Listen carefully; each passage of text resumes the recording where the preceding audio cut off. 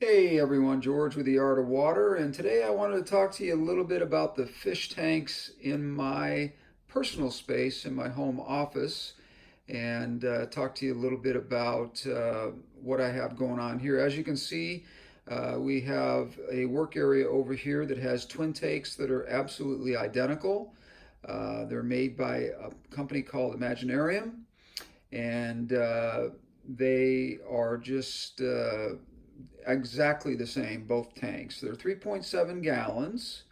And as you can see, as I move up on them, they have a rounded glass with a glass top on them. And the lights on here are LED with a probably 34 to 36 par on them, which is really fantastic for growing low to medium need plants.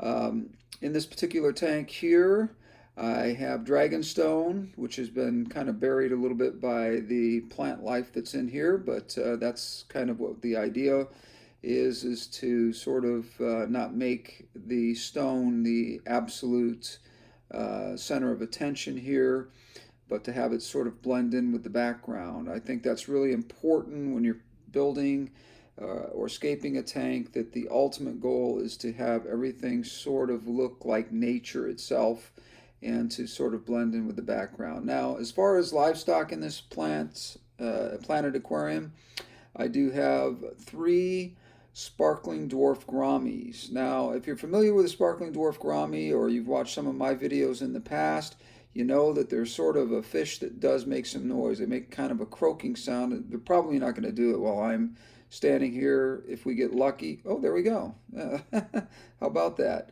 If you caught that, you can play it back and you can hear.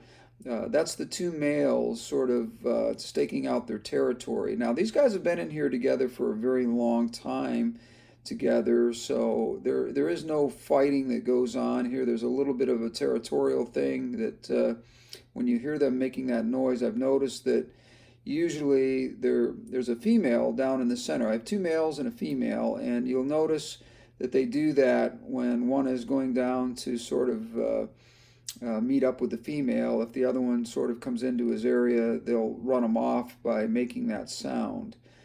Anyways, we also have a couple of autocinclids in here.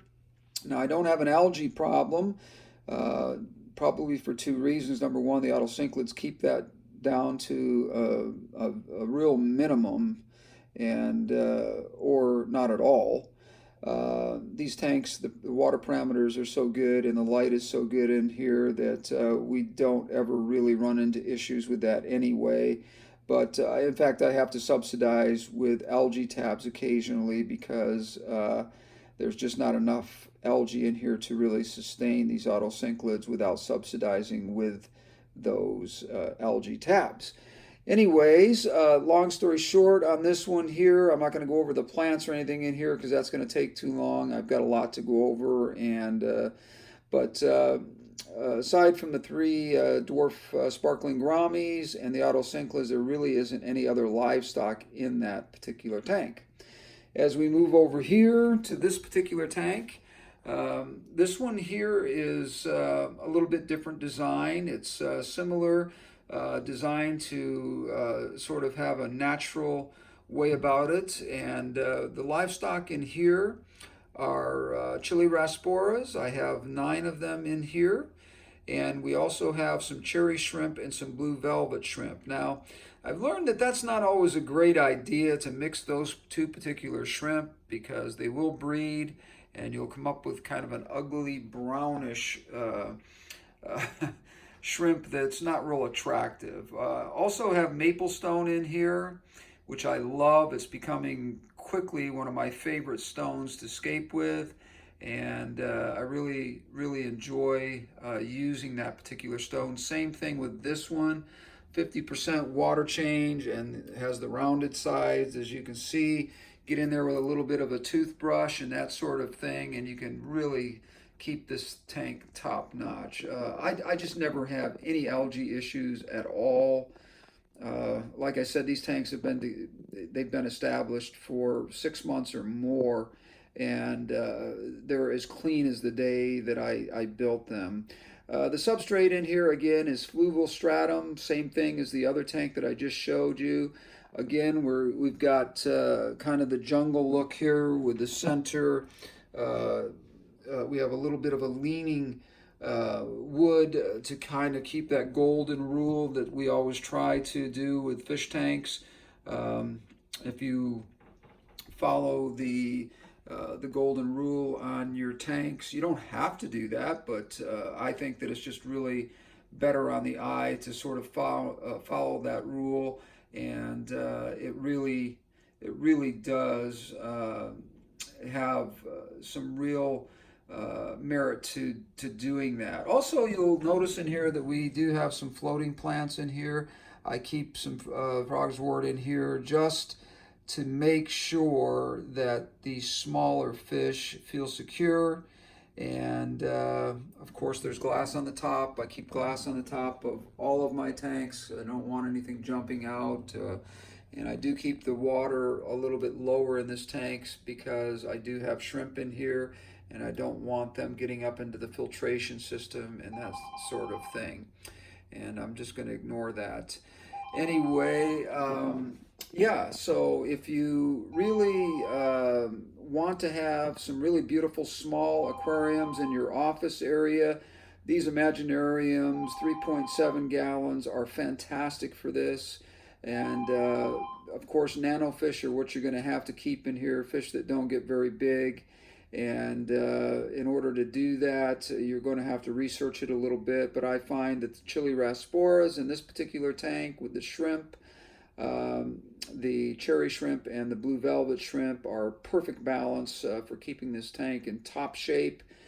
We're going to talk about feeding in a minute here as we go around the office here. But just backing up again here, you can just take one last look here and just see the wonderful balance that this has. You know, I know it's a money issue with a lot of people, and I'm very fortunate not to have to worry about that. But if you can do this in an office and you work at home, it just makes it that much nicer of an environment to work in. And we'll talk about that more in future videos. But I'm going to take you now from here to another spot in the office. As I pan around here, you'll notice that this is just an area that I just sort of relax in and I work in, and it is a little bit revealing as to what I really do for a living. But anyway, it's my little space, and I like to have these little tanks in here, these nano tanks, as my hobby.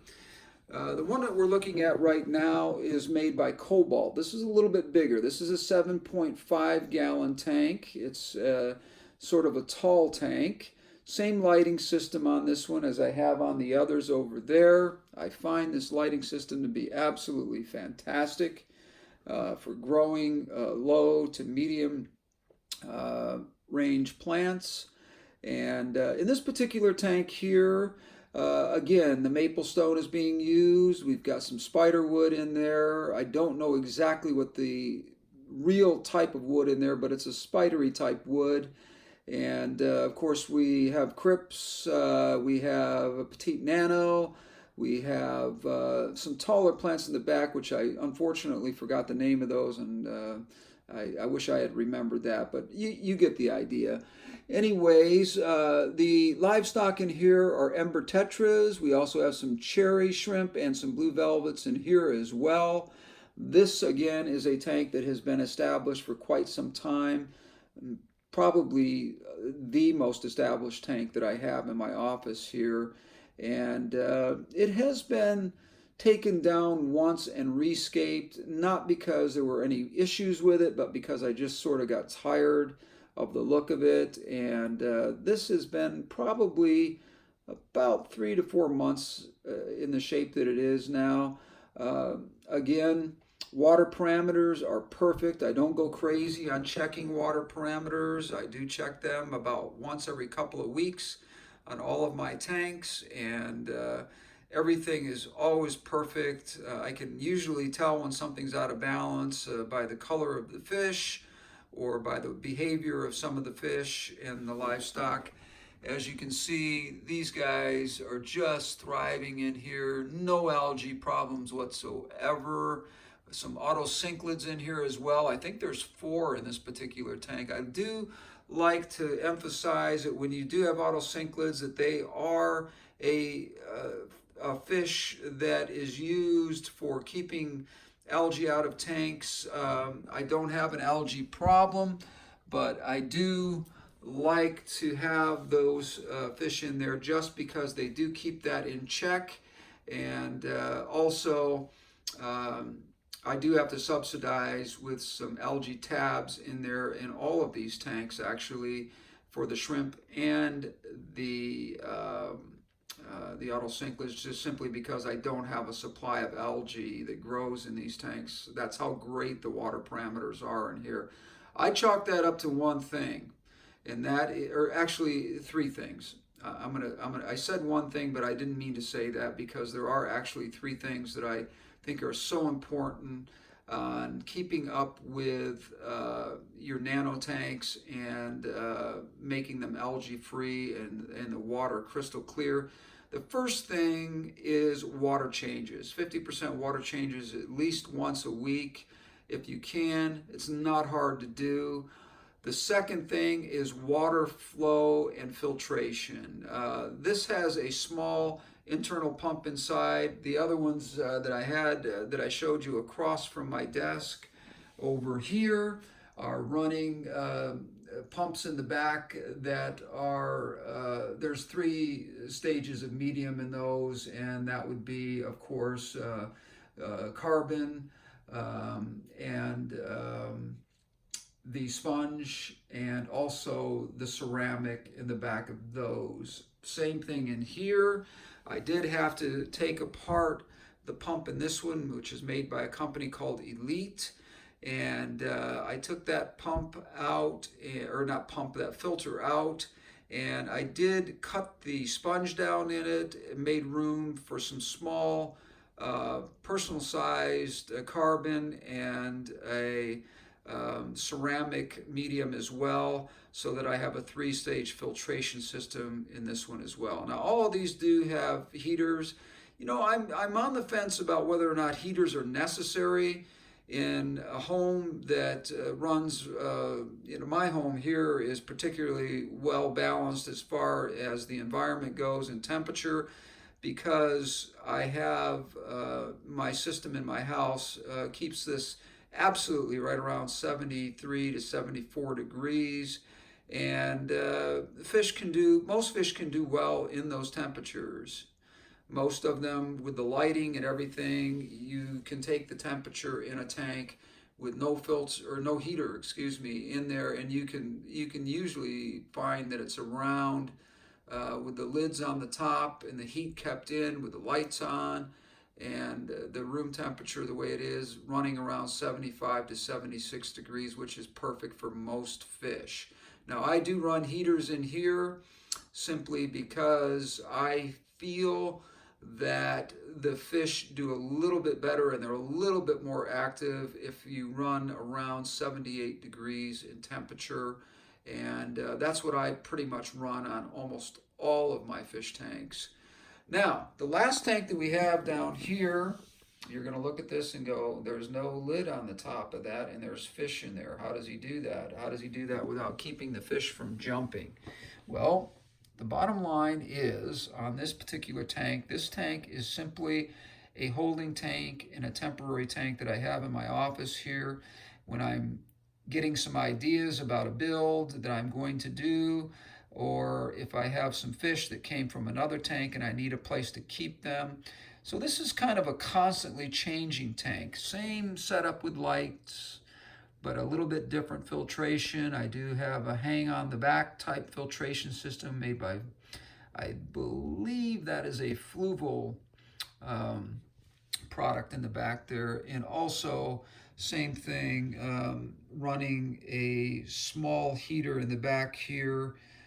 This one is kind of important to have a heater in because right behind me on the floor, which I'm not going to pan to it, but there is a register there. And in the summer, when I'm keeping my office cool, it can, with the air conditioning coming out from the central air, it can be a problem. So I do run a heater in this particular tank specifically for that reason. Now, this tank here has Harlequin Rasporas in here and a couple of auto cichlids, and that is it. And these Harlequin Rasporas are only in this tank temporarily because I had a 50-gallon tank that had some issues, and I decided to take some of these fish and split them up between the different tanks that I have in my home.